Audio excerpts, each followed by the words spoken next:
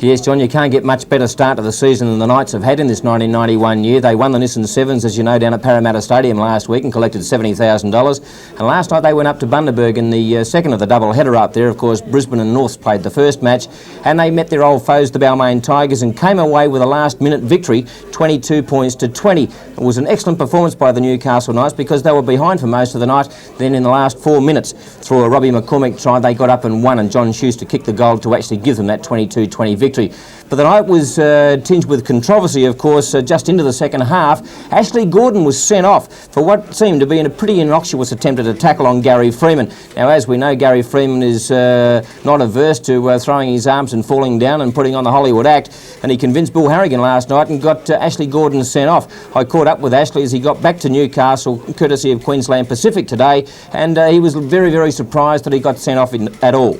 I didn't think I did anything really harsh. I did hit him maybe a little late, but I didn't hit him high, and I thought maybe 5 or 10 minutes in the bin might have been appropriate rather than a send-off. What was your going through your mind when Freeman was running at you?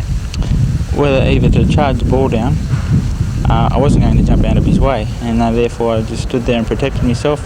He didn't move, I didn't move. We collided, and unfortunately I got sent off. Do you feel confident that you'll get out of it?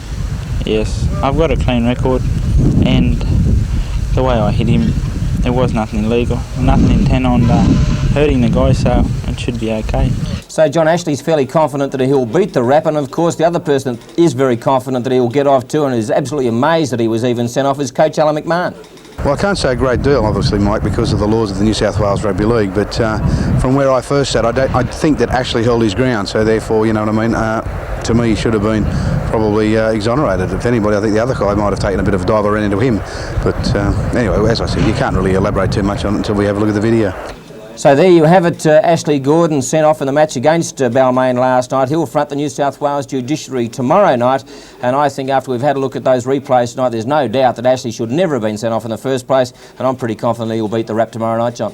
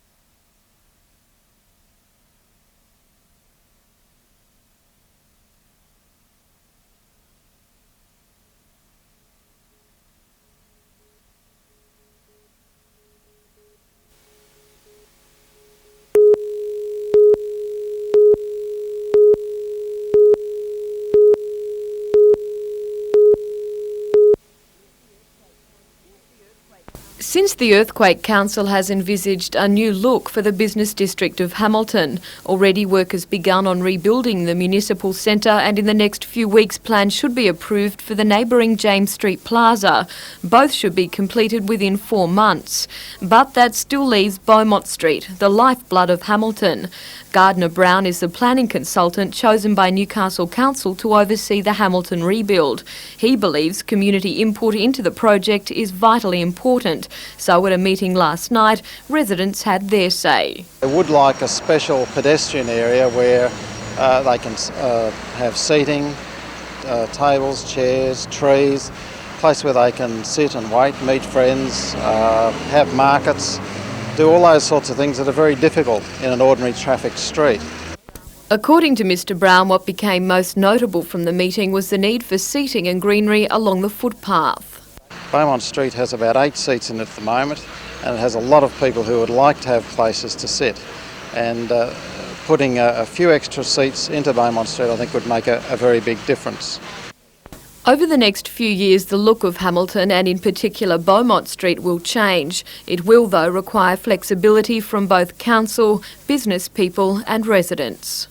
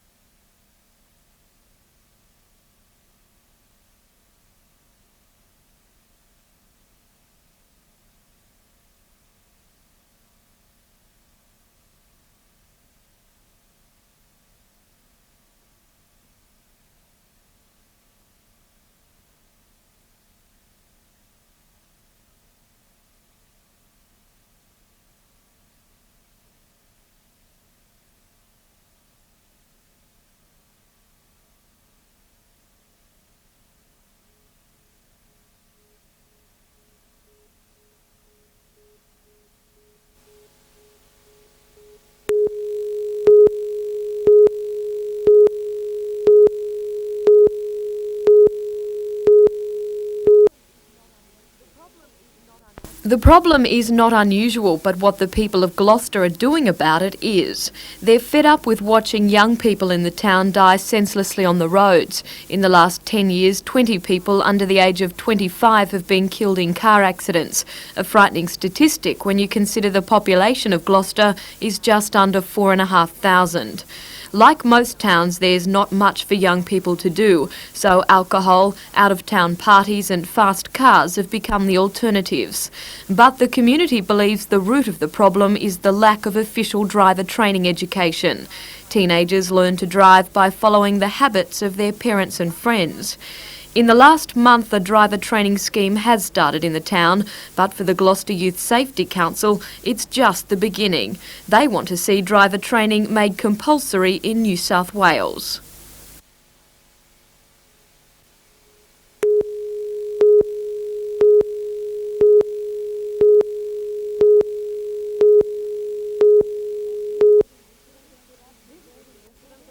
This was the incident that put Ashley Gordon before the rugby league judiciary for the first time in his career.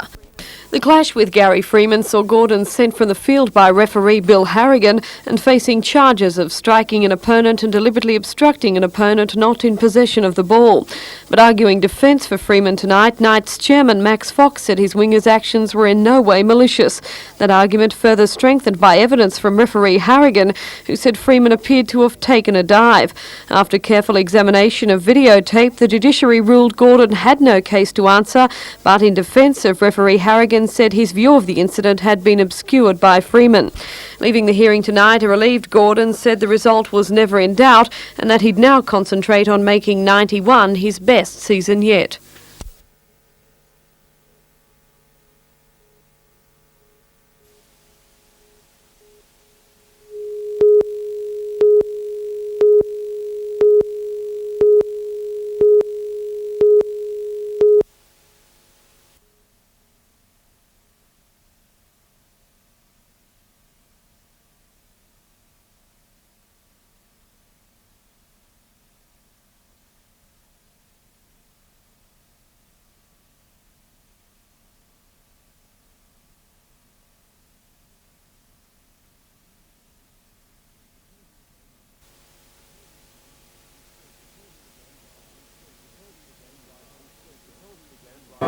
The talks began right on schedule, the Kremlin Guard changing 3 times while President Gorbachev and Tariq Aziz met inside to try to bring peace to the Gulf. The diplomacy made no difference to the Allied war effort.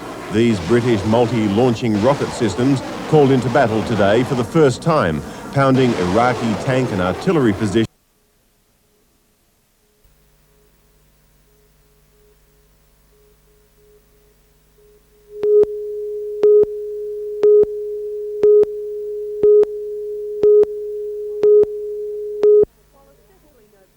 While aesthetically no beauty, the tramp is certain to become a sight for sore eyes for the crews of stricken vessels in the Port Stephens area. Today she got her first piece of the action at her launch, somewhat delayed by an unobliging bottle of champagne. Last year, more than 20 salvage missions were carried out in Port Stephens by a vessel smaller and less well equipped, but with her powerful winch, firefighting and salvage pumping equipment and capable of going 50 miles out to sea, Ian McAndrew, director of the Anchorage Port Stephens, who built and owns the boat, says it's sure to make those missions much easier work. Well, she's designed for marine salvage work. She can lift directly underneath her up to 20 tonnes in weight. Across the bow she can lift up to 6 tonnes. She'll be used for marine service and mooring work, mooring laying and mooring servicing and general work around the port. 4.5 years in the making, she's the last vessel to be built at the marina. Its focus now to be switched to the $25 million Peppers Anchorage Resort proposed for the site. Today a revised model was on display, the result of a month-long battle in the Land and Environment Court, which saw the project given the nod, but only after various changes. We reduced the roof from height from 3 stories down to 2 stories. Instead of one large long elongated building, we now have 6 separated buildings to give us more of a village atmosphere and a village effect. There is still another hurdle for the beleaguered project to climb, an Aboriginal land rights claim on a section of submerged land under the proposed marina area. That was heard before Justice Stein 2 weeks ago, and we expect that his judgment to come out in about a fortnight's time.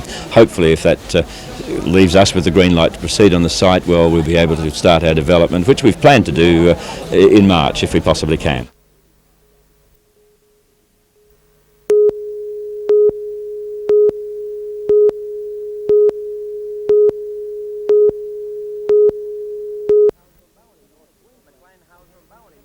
McLean hails from Bowen in North Queensland and has been in and out of the top Roosters team for the past few seasons. A big, strong, mobile forward, Mike was looking for a new direction and the Knights were only too happy to provide him with the opportunity. I've been looking at the Knights for a couple of years now and they've also been looking at me, and I think it was just a matter of time and it's finally happened, so I'm pretty happy. Against his old club, McLean impressed everyone in the trial match and he knows that he has to maintain that form and if possible improve on that to break into the powerhouse pack of first grade. I think it'll be very hard, but I wouldn't have come here unless I thought I could get in this side. I think the reason I came here is because they're a good pack of forwards and they'll be competitive all year.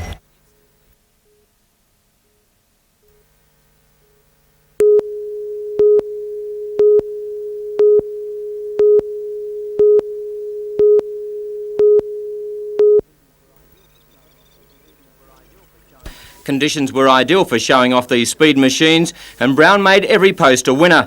The first race was incident-free, and sailing Prudential, Brown was never troubled to win from Julian Bethwaite's AAMI, and in third spot was the Xerox skipper Phil Barnett. The start of the second race provided plenty of drama, with Bank of New Zealand jumping the gun and being over the line at the start. The skipper then chose to ignore the umpires and continued sailing, and a penalty is still to be decided.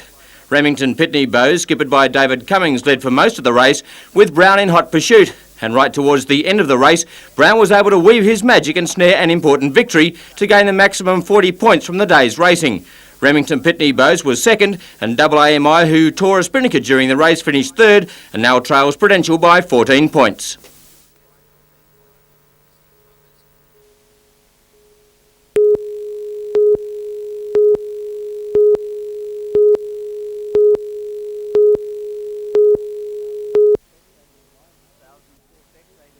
Thousands of spectators lined the shores of Port Stephens for a colourful start to the festival. A 200 craft sailed past in the State Interclub Game Fishing Championships. It's the largest contest of its type in Australia. Millions of dollars worth of craft and some of the country's top anglers. As the boats headed out to sea, landlubbers prepared for parades, competitions and displays. It's also a musical feast. Tonight, jazz star James Morrison will give a free concert.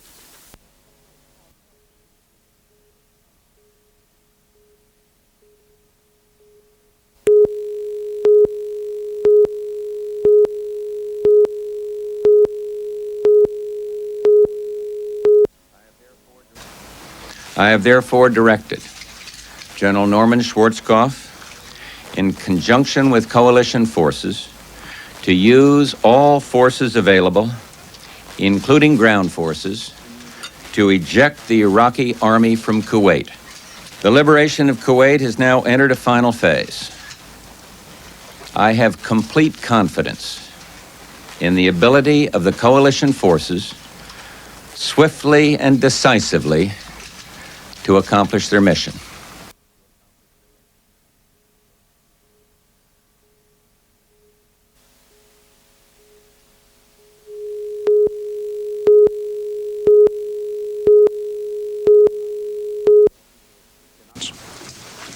We cannot permit the Iraqi forces to know anything about what we're doing. And for that reason, I will not say anything tonight about the operation that is currently underway.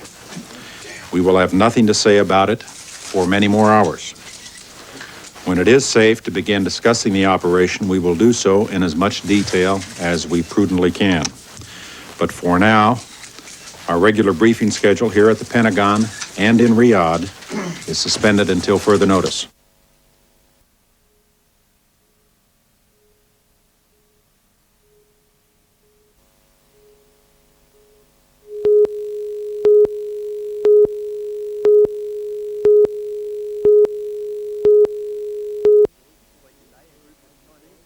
Police say a group of Chinese boys camping on the shore of Lake Macquarie took to the water for a game of dare, holding their breath to see who could stay under the longest. When one of the boys surfaced floating face down, the others thought it was a joke, but soon realised to their horror that their friend was drowning. He was dragged ashore, his friends desperately seeking help from other campers. Ambulance personnel first on the scene later praised the efforts of one young woman who had kept up resuscitation efforts until they arrived. The battle to revive the youth continued while he was loaded on board the Westpac rescue helicopter and flown to the Royal Newcastle Hospital only minutes away by air. After more than an hour's exhaustive attempts to resuscitate the youth, he was pronounced dead on arrival at the hospital. His relatives in Sydney's Rooty Hill are still to be notified.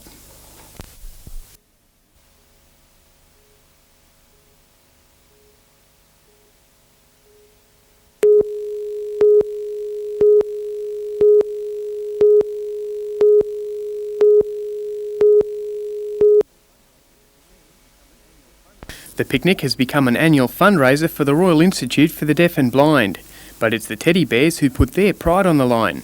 Judged in categories for the biggest, the smallest and the most cuddly bear, competition for the title and the prizes is fierce. They'd come by the basket load, movie star bears, even flying and dancing bears, keeping the beat with the Johnny young talent timers. And while all agreed the day was a success, many like this giant panda were looking forward to a long hibernation until the same time next year.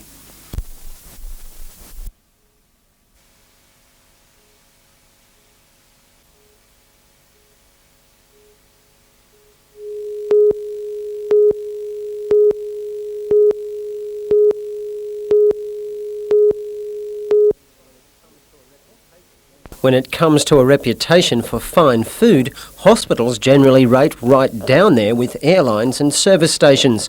But all that is about to change at the Royal Newcastle. Gone are the days of jelly, ice cream and trifle. In their place is Stitches, the new-look cafeteria cum restaurant hospital administrators are confident will succeed where so many have failed. There's a lot of restaurants that have gone broke over the years, not only in Newcastle but all over Australia.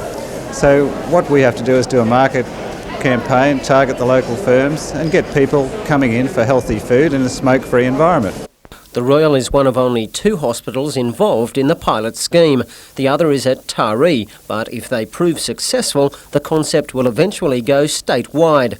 Staff will be encouraged to put their money where their mouths are as they stand to benefit from a number of training initiatives if the money does roll in. One is to raise more money so that we can train our staff better. Our support services like cleaning and catering of those people have really missed out on the top training that goes with running a really good food service. And the other objective, I guess, is to raise more money so that then flows on to patient care. About 50 guests were put to the taste test at today's official opening and the verdict was encouraging. Very nice indeed. I think it's fabulous, and so do my kids. Well, I tell you, I've got my mouth full. No, it's nice.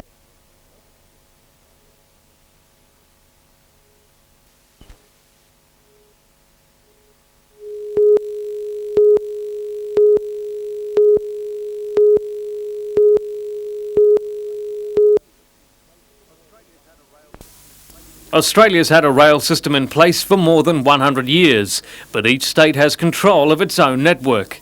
In an effort to reduce the pressure on roads, the federal government wants a coordinated approach to moving more freight by rail instead of on trucks and semi-trailers. Speaking to the Rotary Club of Newcastle today, Land Transport Minister Bob Brown says coordinating reform on this issue is not easy. I'm frustrated and disillusioned and disappointed and distressed on occasions because in order to bring about reform in those areas I have to deal with 6 states and 2 territories. Mr Brown is pushing for a national rail corporation to manage the movement of rail freight throughout Australia. He wants that corporation in place by July and will be meeting state transport ministers in April to try and break down the inefficiencies which he says are clogging the system. If, for example, you send a bit of freight at the present time from Sydney across to Perth, it goes through 3 separate rail systems. It goes through about 4 separate regulatory areas. It goes through about 5 separate safe working conditions.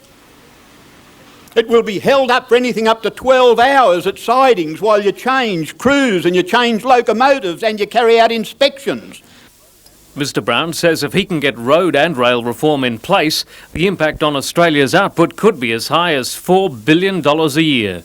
John Church, NBN News.